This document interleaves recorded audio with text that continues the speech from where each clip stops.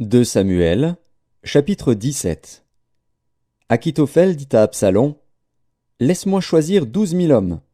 Je me lèverai, et je poursuivrai David cette nuit même.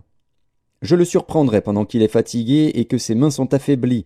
Je l'épouvanterai, et tout le peuple qui est avec lui s'enfuira.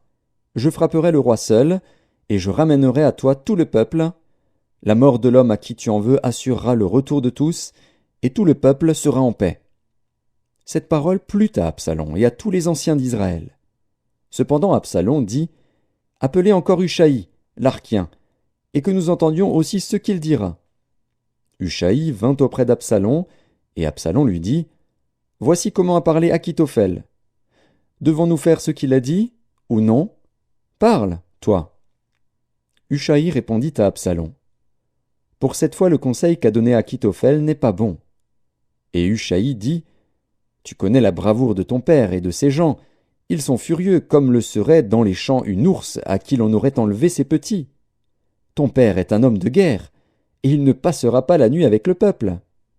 Voici maintenant, il est caché dans quelque fosse ou dans quelque autre lieu. Et si, dès le commencement, il en est qui tombent sous leur coup, on ne tardera pas à l'apprendre et l'on dira: Il y a une défaite parmi le peuple qui suit Absalom. Alors le plus vaillant, eût-il un cœur de lion, sera saisi d'épouvante. Car tout Israël sait que ton père est un héros et qu'il a des braves avec lui. Je conseille donc que tout Israël se rassemble auprès de toi, depuis Dan jusqu'à Beer-Shéba, multitude pareille au sable qui est sur le bord de la mer. Tu marcheras en personne au combat. Nous arriverons à lui en quelque lieu que nous le trouvions, et nous tomberons sur lui comme la rosée tombe sur le sol. Et pas un n'échappera, ni lui ni aucun des hommes qui sont avec lui.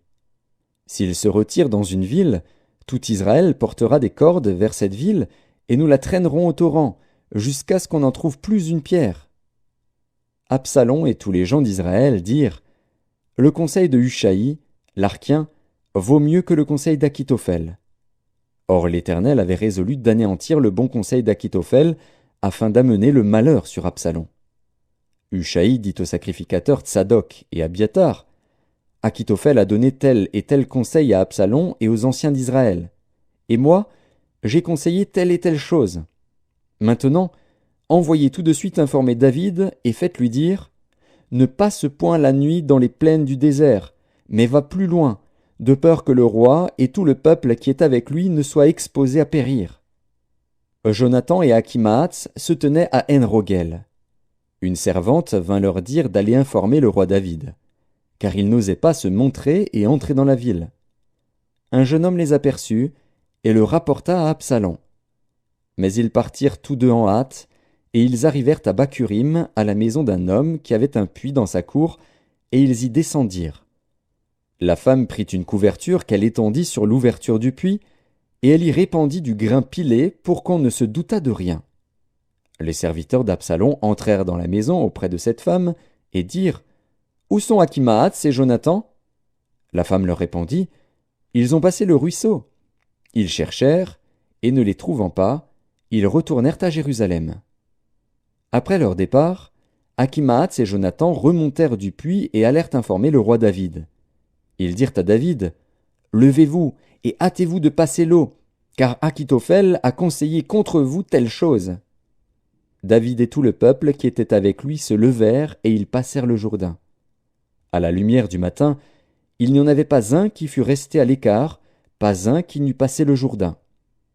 Achitophel, voyant que son conseil n'était pas suivi, sella son âne et partit pour s'en aller chez lui dans sa ville. Il donna ses ordres à sa maison, et il s'étrangla.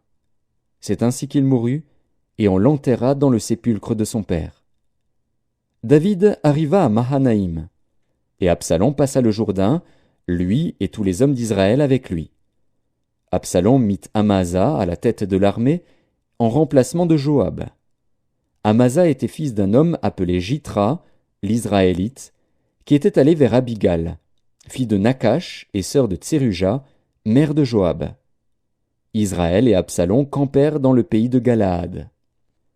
Lorsque David fut arrivé à Mahanaïm, Shobi, fils de Nakash, de Rabat des fils d'Ammon, Makir, fils d'Amiel, de Lodebar, et Barzilai, le Galaadite, de Rogélim, apportèrent des lits, des bassins, des vases de terre, du froment, de l'orge, de la farine, du grain rôti, des fèves, des lentilles, des pois rôtis, du miel, de la crème, des brebis et des fromages de vache.